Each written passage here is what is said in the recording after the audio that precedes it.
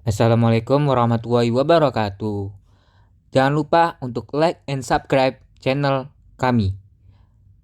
Kali ini kami akan memberikan video yang sangat bermanfaat dan bisa dipakai untuk kalian yang ingin terjun pada dunia bisnis jasa.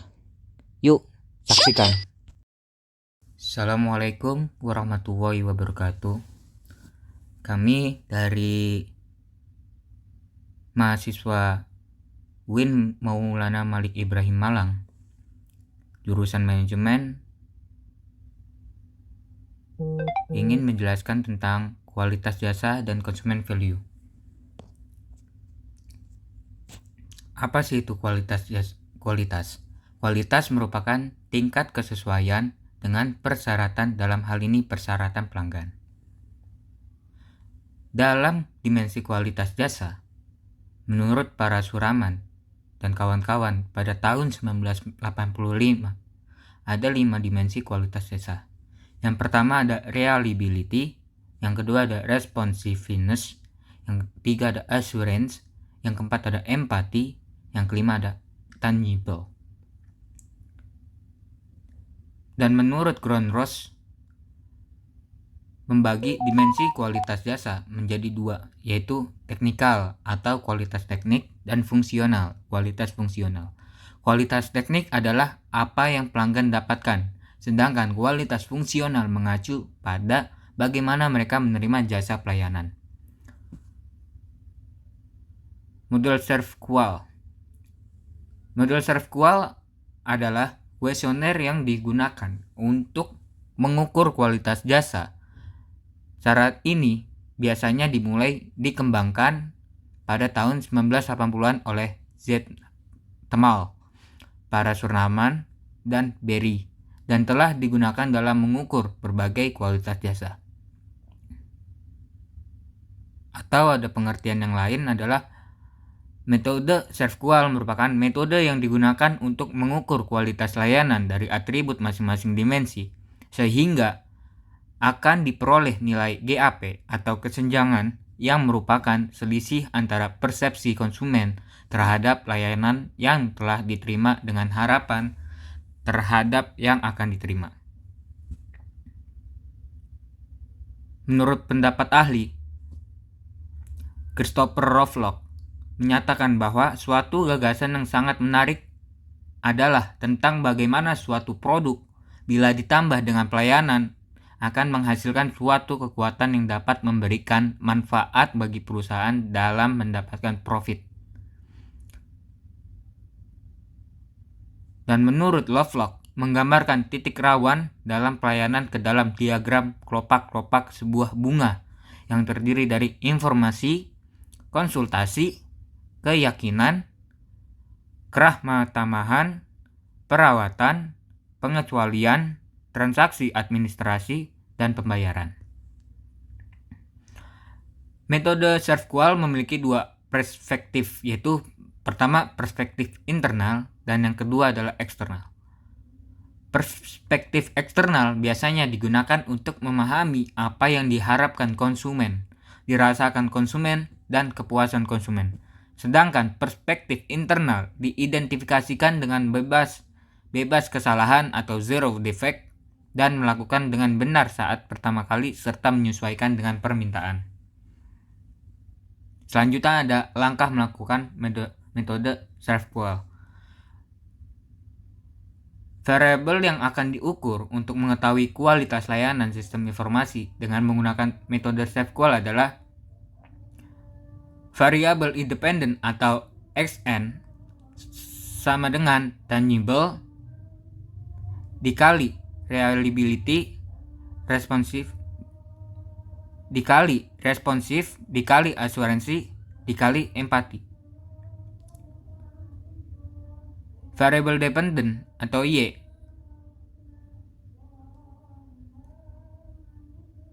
sama dengan kepuasan pemakai sistem informasi.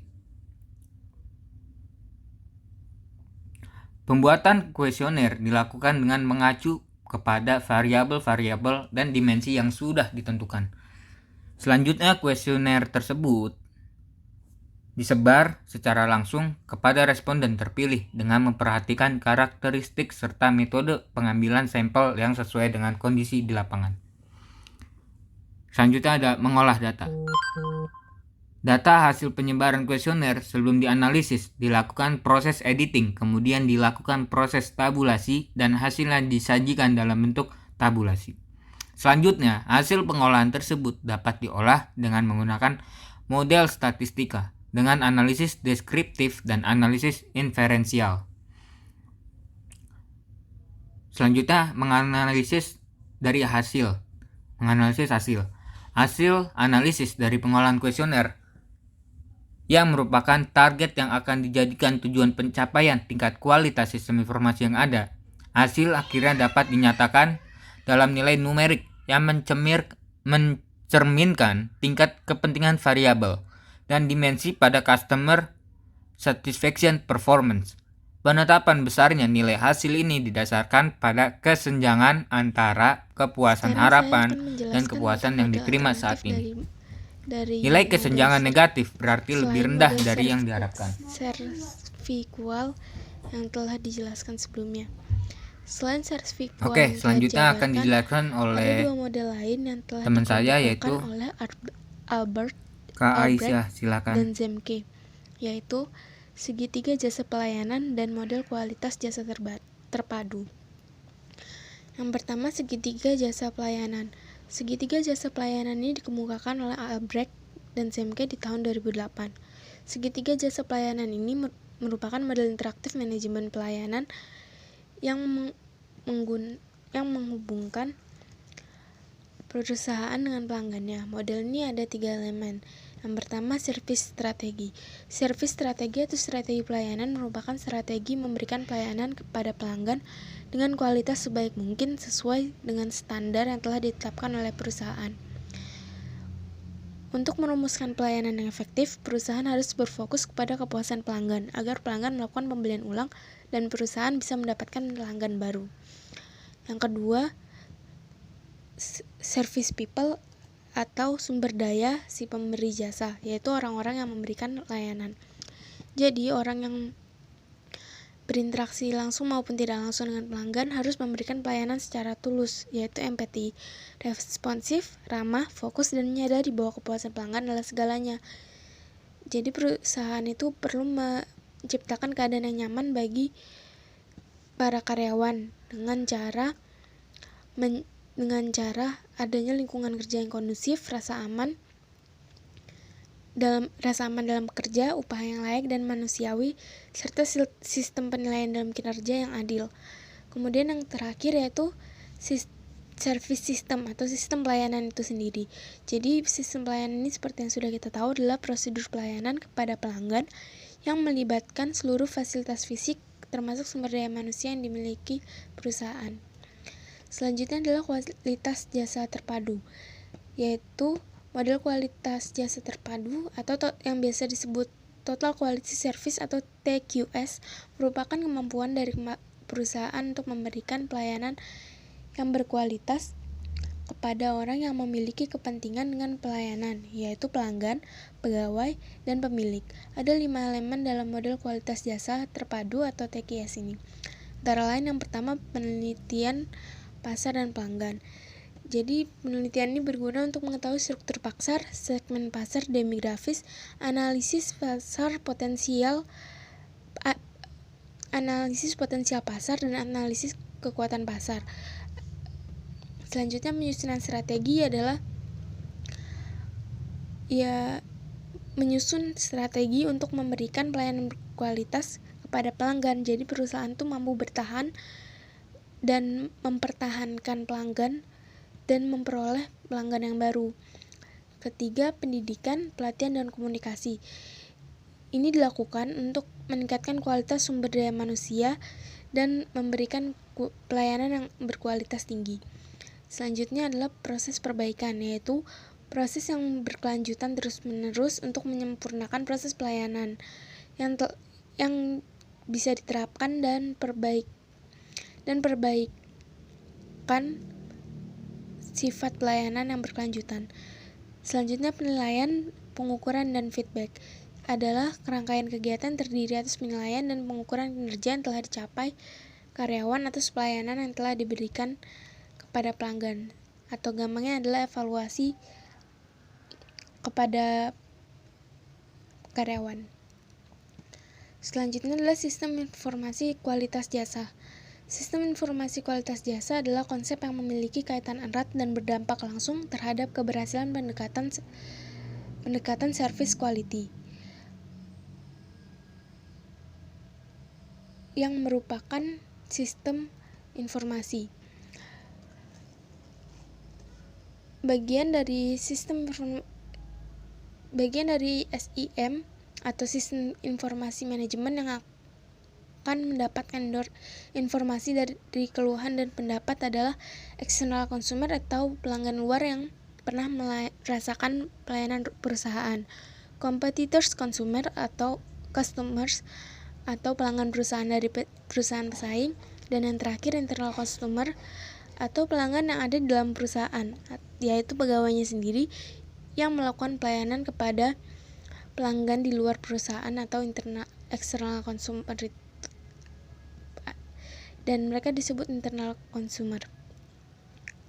Selanjutnya, untuk mengembangkan kualitas dengan pelayanan yang efektif melalui sistem informasi, ada 5 langkah yang perlu dilakukan, yaitu yang pertama, mengukur besarnya harapan pelanggan atas pelayanan, menentukan di mana titik berat kualitas informasi, mengetahui saran pelanggan, menghubungkan kinerja pelayanan dan output yang dihasilkan oleh perusahaan, menjangkau seluruh pegawai.